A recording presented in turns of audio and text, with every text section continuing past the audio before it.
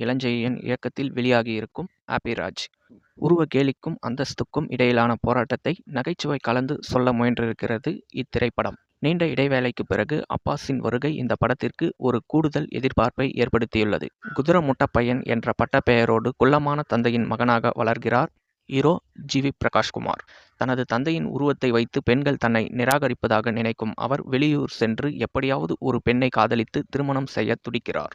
பெங்களூருவில் காவ்யாவை காதலிக்கிறார். காவ்யாவின் தந்தை அப்பாஸ் ஒரு மிகப்பெரிய கோடீஸ்வரர். 2 குடும்பங்களும் சந்திக்கும் போது வசதி என்கிற ஈகோ தலை தூக்கி நிற்கிறது. யார் யாரிடம் மன்னிப்பு கேட்பது என்ற கௌரவப் போரில் காதலர்கள் இணைந்தார்களா என்பதே மீதி கதை. ஜார்ஜ் மரியன் இந்த படத்தின் உண்மையான நாயகன் இவர்தான் என்று சொல்லலாம். தன்னை உருவகேலி செய்பவர்களை கண்டு கலங்காத ஒரு கம்பீரமான ஆசிரியராகவும் மகனுக்காக ஏங்கும் தந்தையாகவும் மனதை நெகிழ வைக்கிறார்.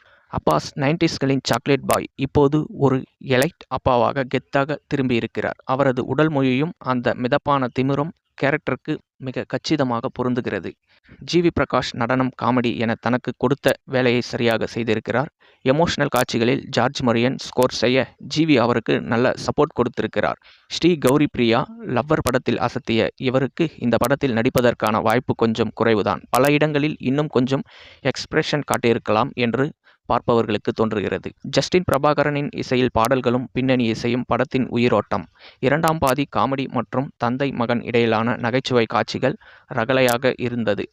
அந்தஸ்து குறித்த விவாதங்கள் மற்றும் கிளைமேக்ஸ் வசனங்கள் அருமையாக இருந்தது. இவையெல்லாம் பிளஸ்ஸாக அமைந்துள்ளது இந்த திரைப்படத்திற்கு. மைனஸ் என்னவென்றால் மெதுவான முதல் பாதி கதை சூடுபிடிக்க நீண்ட நேரம் எடுத்துக்கொள்கிறது. பழையபாணி நகைச்சுவை ஆங்காங்கே வருகிறது.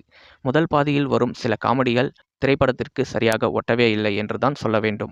ஹீரோயினுக்காக முக்கியத்துவம் குறைவாகவே அமைந்துள்ளது. இயக்குனர் மரியா ராஜா இளஞ்செழியன் ஒரு எளிய கதையை கமர்ஷியல் அம்சங்களோடு கொடுக்க முயன்றிருக்கிறார். நவீன கலாச்சாரத்தையும் எலைட் மனப்பான்மையையும் பிரித்து காட்டிய விதம் பாராட்டுக்குரியது. படத்தை ஒரு முழுமைக்கு கொண்டு வருகிறது. படத்தில் ஆங்காங்கே இரட்டை அர்த்த வசனங்கள் எட்டிப் பார்த்தாலும் அவை எல்லை மீறாமல் நகைச்சுவைக்காக மட்டுமே பயன்படுத்தப்பட்டுள்ளன.